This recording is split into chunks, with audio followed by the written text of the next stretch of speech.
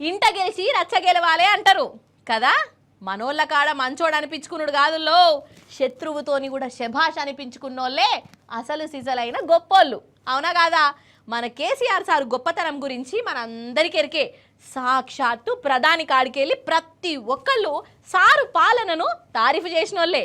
ఇక ఇప్పుడు స్వయాన కాంగ్రెస్ లీడర్లు, ప్రభుత్వంలో ఉన్న పెద్దోళ్ళు కూడా కేసీఆర్ సారు చేసిన సేవలను యాదికి తెచ్చుకున్నారు. సారు ముందు చూపుకు చేసిన సేవలకు శనార్థులు చెప్తాండ్రు. అవి చూడరి. ఇది మన యాదగిరి నరసన గుడి, కేసీఆర్ సార్ కట్టిన యాదాద్రి.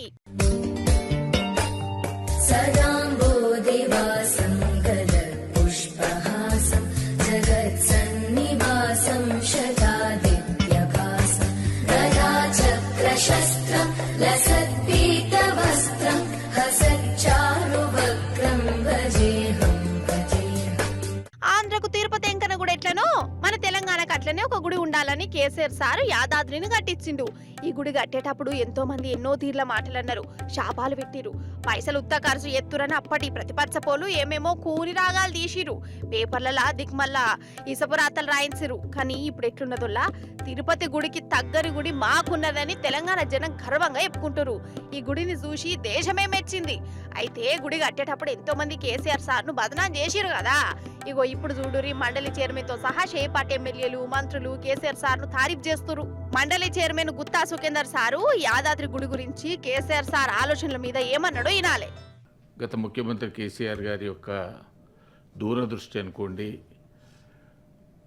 గుడుల పట్ల ఉన్నటువంటి అభిలాష అనుకోండి, నిజంగా ఎవరు ఊహించినట్టుగా రాష్ట్ర ప్రభుత్వ నిధుల నుంచి 1800 కోట్లతోని వారు నిర్మాణం చేయడం, నిర్మాణ దశలో పలు సందర్భాల్లో మమ్మల్ని కూడా తీసుకెళ్ళి చూపెట్టడం, తర్వాత సంప్రోక్షణ కార్యక్రమంలో మేము పాల్పంచుకునేటువంటి అవకాశం కూడా ఆ రోజు జరిగింది.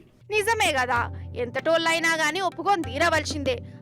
ఆగురి మన గుల్ల మంత్రి కొండా సురేఖక్క మాటలు కూడా వినాలే. ఎప్పుడైనా కూడా చరిత్రగానే ఉంటుంది. అది ఎవరు కట్టారు అంటే కేసీఆర్ గారి కాలంలో కేసీఆర్ కట్టారనే ఉంటుంది. దాంట్లో కేసీఆర్ గారు మరి వారు మనసుతో కట్టిన గుడి అని నేను చెప్తున్నాను అధ్యక్ష. మరి ఆ దేవుడికి మీకు మరి ఒక సేవ చేసుకునే అవకాశం వచ్చినందుకు మీరు అదృష్టంగా మరి భావించాలి. మరి తప్పకుండా మీకు ఆ దేవుడు మంచి చేయాలని చెప్పి కూడా కోరుకుంటా ఉన్నాను అధ్యక్ష. దానికి మన మండలి చైర్మన్ సార్ అప్పుడెట్లుండే ఇప్పుడు ఎట్లున్నదో ఒక్క మాటలు తేల్చి పడేసిండు. ఏది ఏమైనా తెలంగాణ ప్రాంతంలో, ఆంధ్రాలో తిరుపతి తిరుమల దేవస్థానం ఎట్లా ఉన్నదో మన దగ్గర కూడా మన రాష్ట్రానికి యాదగిరి లక్ష్మీనరసింహస్వామి అలా ఉండాలనేటువంటి వారి యొక్క ఆకాంక్ష మరి చాలా బలమైనటువంటి. ఇక మన చిన్నకోమన్ రెడ్డి సారు గదెనుల రాజగోపాల్ రెడ్డి సారు అసెంబ్లీలో ఏమన్నాడంటే, యాదగిరి గుట్ట కట్టాలన్న ఆలోచన రావడం భగవంతుడు కేసీఆర్ కల్పించడం అభినందనీయం, చాలా మంచి పరిణామమే అది. ఈ తెలంగాణ రాష్ట్రంలో కూడా ఒక ప్రముఖ పుణ్యక్షేత్రం ఉంటే బాగుంటుందని తెలంగాణ రాష్ట్రం వచ్చిన తర్వాత వచ్చింది.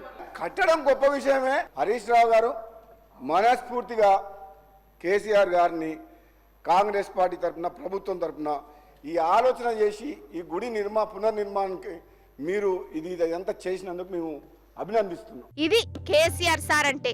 మనోళ్ళైనా మందోళ్ళైనా పగోళ్ళైనా ఏ పార్టోళ్ళైనా కేసీఆర్ సార్ తెలంగాణను నిలబెట్టిన తీరును ఒప్పుకొని తీరవలసిందే.